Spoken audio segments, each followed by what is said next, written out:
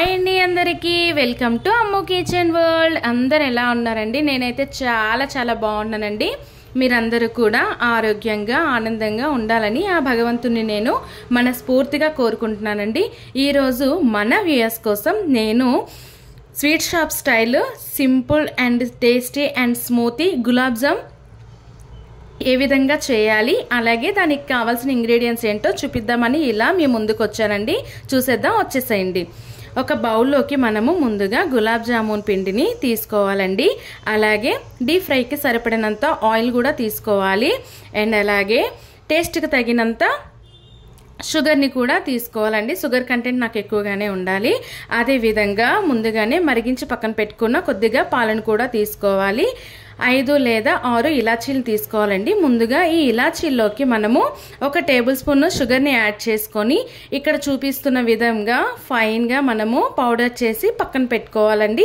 ఈ విధంగా పౌడర్ చేయడం వల్ల ఓన్లీ ఇలాచీనే వేస్తే కొంచెము డిఫరెంట్ టేస్ట్ వస్తుందండి. అందుకని చెప్పి నేను ఈ విధంగా పౌడర్ చేసుకున్నాను. ఇప్పుడు మనము గులాబ్ జామున్ పిండిని తీసుకొని దానిలోకి ముందుగానే మరిగించి పక్కన పెట్టుకున్న పాలను కొద్దిగా యాడ్ చేసుకొని ఈ విధంగా ఈ పాలు అనేవి ఈ పిండి మొత్తం అబ్జర్వ్ చేసుకునేలాగా ఒకసారి ఈ విధంగా కలుపుకోవాలండి.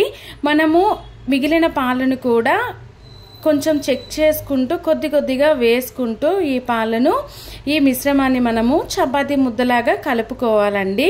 ఒక్కసారి మనము పాలను యాడ్ చేయడం వల్ల బ్యాటర్ అనేది లూజ్ అయిపోతుందండి. కాబట్టి చెక్ చేసుకుంటూ మనము పాలను కొద్దిగా యాడ్ చేసుకుంటూ ఈ విధంగా మిశ్రమాన్ని మనము చేత్తో కలుపుకోవాలండి. ఈ విధంగా కలిపినట్లయితే ఇక్కడ చూసారు కదా, మిశ్రమం అనేది కొంచెం స్మూతీగా వస్తుందండి. పాలను యాడ్ చేసుకుంటూ కలుపుకోవాలండి. చూసారు కదా, మీరు ఇక్కడ అబ్జర్వ్ చేసినట్లయితే ఫైనల్లీ గులాబ్ జామున్ మిశ్రమం అనేది మనకి రెడీ అయిపోయిందండి. ఇప్పుడు దీనిపైకి మనము ఒక మూతను పెట్టుకొని 15 to 20 minutes పక్కన పెట్టుకోవాలండి. ఇప్పుడు స్టవ్ ఆన్ చేసి ఒక పాన్ లోకి ముందుగానే పక్కన పెట్టుకున్న ఆయిల్ అనేది మనము హీట్ చేసుకోవాలండి. ఈ ఆయిల్ హీట్ అయ్యేలోపు మనము ముందుగానే తయారు చేసి పక్కన పెట్టుకున్న ఈ గులాబ్ జామున్ మిశ్రమాన్ని చేతిలోకి చిన్న ముద్దలుగా తీసుకొని ఈ వీడియోలో నేను చూపిస్తున్న విధంగా ఈ విధంగా ప్రెస్ చేసుకుంటూ మనము ఉండలు అనేవి తయారు చేసుకోవాలండి. మీరు ఇక్కడ అబ్జర్వ్ చేసినట్లయితే ఇంత ప్రెషర్ ఇస్తూ మనము ఈ ఉండల్ని తయారు చేసుకోవాలండి. ఇలా అయితేనే ఈ ఉండలు అనేవి పగిలిపోకుండా మనకి నీట్గా వస్తాయండి. మీరు ఇక్కడ అబ్జర్వ్ చేశారు కదా, ఇంత స్మూతీగా మనము ఉండల్ని తయారు చేసుకోవాలండి. ఈ మిశ్రమాన్ని అంతటినీ కూడా మీరు ఇక్కడ చూసినట్లయితే ఉండలుగా నేను తయారు చేసేసుకున్నానండి.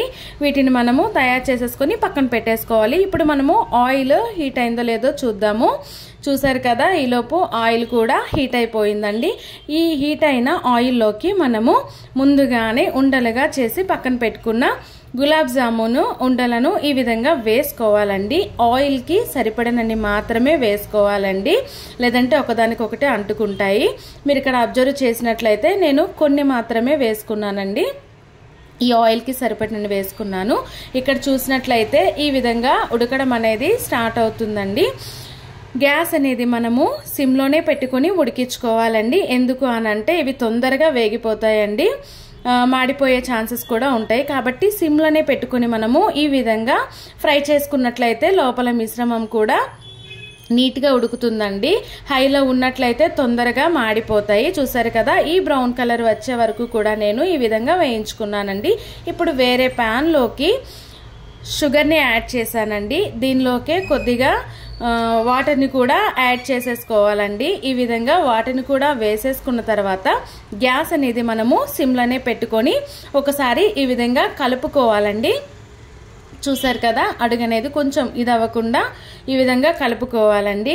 మీరు ఒక 5 నిమిషాల తర్వాత చూసినట్లయితే షుగర్ అనేది మెల్ట్ అయిపోతుంది. ఈ విధంగా పాకం వస్తే సరిపోతుందండి, ముద్దర పాకం ఏం అవసరం లేదు.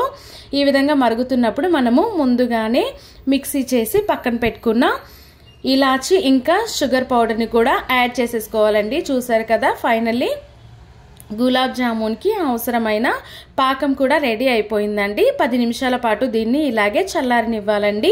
మీరు ఇక్కడ అబ్జర్వ్ చేసినట్లయితే 10 minutes తర్వాత ఈ విధంగా పాకం అనేది కొంచెం వేడిగా ఉన్నప్పుడే మనము ముందుగానే డీప్ ఫ్రై చేసి పక్కన పెట్టుకున్న గులాబ్ జామున్ని ఈ పాకంలోకి యాడ్ చేసేసుకోవాలండి. చూసారు కదా, నేను గులాబ్ జాములు అన్నింటినీ కూడా ఈ విధంగా వేసేసుకున్నానండి. మీరు ఇక్కడ అబ్జర్వ్ చేసినట్లయితే ఒక హాఫ్ అన్ అవర్ పాటు ఇలాగే వదిలిపెట్టేసినట్లయితే ఈ పాకం అనేది వాటన్నింటినీ కూడా అబ్జర్వ్ చేసుకుంటుందండి. చూసారు కదా, చాలా అంటే చాలా సింపుల్గా మనము sweet shop style gulab jamun మనము ఇంట్లోనే ప్రిపేర్ చేసుకోవచ్చండి. పిల్లలు కూడా దీన్ని చాలా ఇష్టంగా తింటారు. ఏవైనా అకేషన్స్ అయ్యేటప్పుడు, పండగలు అయ్యేటప్పుడు, బర్త్డే పార్టీస్లో కూడా మనము ఇంట్లోనే చాలా ఈజీగా అండ్ తొందరగా కూడా ప్రిపేర్ చేసేసుకోవచ్చండి. మరెందుకండి, మీరు కూడా ట్రై చేయండి. అలాగే ఫస్ట్ టైం నా ఛానల్ని మీరు చూస్తున్నట్లయితే లైక్ చేయండి, షేర్ చేయండి, సబ్స్క్రైబ్ చేసుకోండి. మీకు ఏదైనా రెసిపీ తయారీ విధానం కావాలి అని అనుకున్నట్లయితే కింద కామెంట్ సెక్షన్లో కామెంట్ చేయండి. మరెందుకండి ఆలస్యం, మీరు కూడా నాలా ట్రై చేసి ఎలా వచ్చిందో కామెంట్ సెక్షన్లో కామెంట్ చేయండి. అలాగే సబ్స్క్రైబ్ మాత్రం చేయండి ఫ్రెండ్స్, ఛానల్ని సపోర్ట్ చేయండి. Bye friends.